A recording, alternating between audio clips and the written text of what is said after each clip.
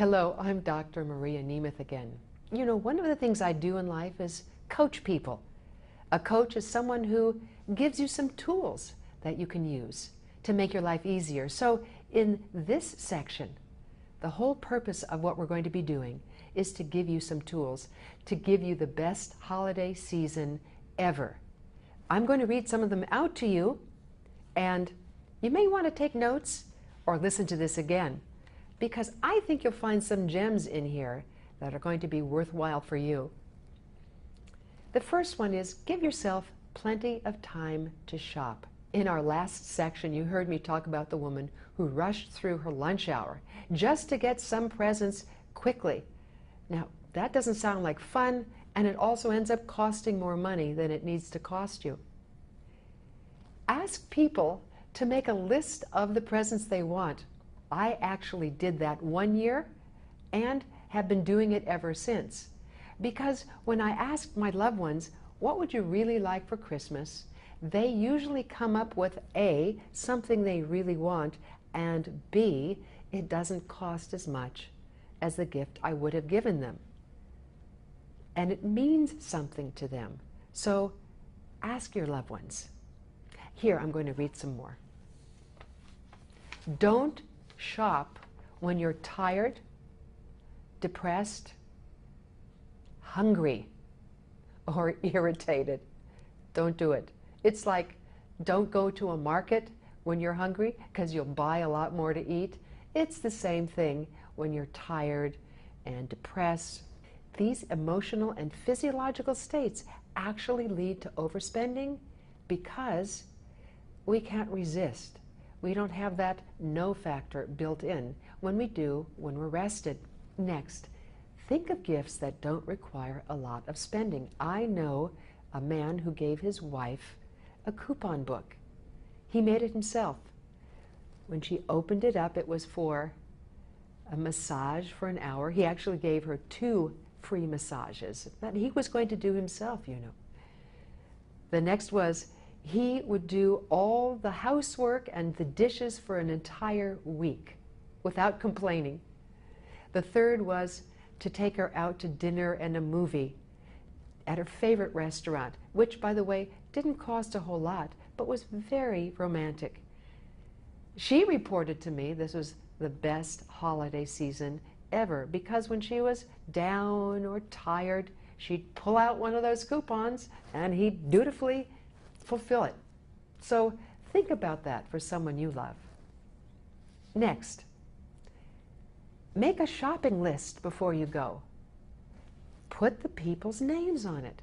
Put how much you want to spend.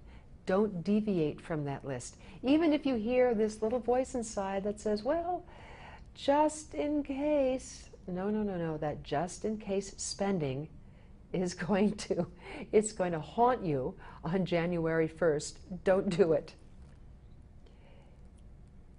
Shop by catalog. You know, one of the things that someone told me is, she said, sometimes I go to a department store and buy things for friends, but when I'm too tired, I go home at night, I sit with a cup of tea, I open up a catalog, and it gives me a chance to look and see what I really want to buy. She said I end up doing about 50-50 either way, but the main thing is I'm not shopping when I'm exhausted. I'm actually enjoying doing it this way. And I'll tell you, when you infuse your presence with a sense of enjoyment, in some way the people receiving them end up enjoying them even more. Next, go shopping with a friend or a buddy. This is something that people have told me they do, and it really works. You'll both make sure you have your lists and are not being distracted by this last-minute buying anxiety that doesn't lead anywhere except to more debt in January. You can check with each other to see if it's time for a coffee or a rest break. What an idea. You mean taking a break? You know, one of the questions I ask people around this time of year is, would it be okay with you if life got easier? And you can serve as a reality check for each other. Is $30 for a gift turning into $39.95? Remember, for most of us, Overspending is usually the result of spending just a little bit more. Find ways to take care of yourself during this time. You know, holidays are stressful for everybody. No one is immune to that holiday stress. But what is it that you can do for yourself to relieve stress? And let me say, drinking alcohol may not be one of them. Now, don't get me wrong. A holiday drink is wonderful. But you know, overconsumption of alcohol can actually make you more tired and irritable the next day. So what is it that takes care of you? Reading a little bit from a good book, getting a pedicure, taking a warm bath. Take care and nurture yourself. You'll find that it pays off hugely come January 2nd. Next, ask for support from family or friends. As you heard me say in the earlier section, you do not have to do things alone.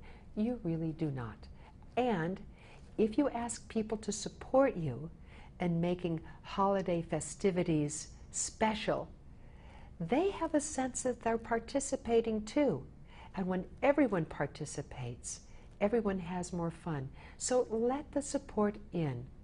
This whole piece on support is especially valuable for those of us who are absolutely convinced we have to have our holiday seasons looking one way. It has to be a certain kind of holiday decoration, certain kind of way the table has to look. If we open ourselves up to support, we also open ourselves up to creativity. Someone might actually have a better idea than we do about how that holiday table should look. Decide with your family and friends.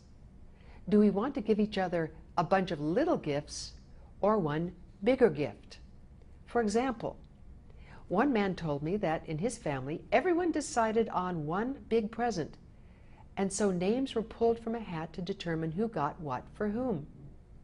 One person in his family told his friends that instead of receiving gifts, he was requesting a small donation to a Disneyland travel fund for him, his wife, and his kids. The theme caught on. Now, many of his friends, he tells me, are using the same system for their own families.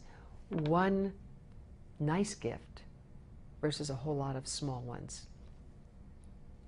And finally, do something to contribute to the lives of others. I know that many of you are already doing that.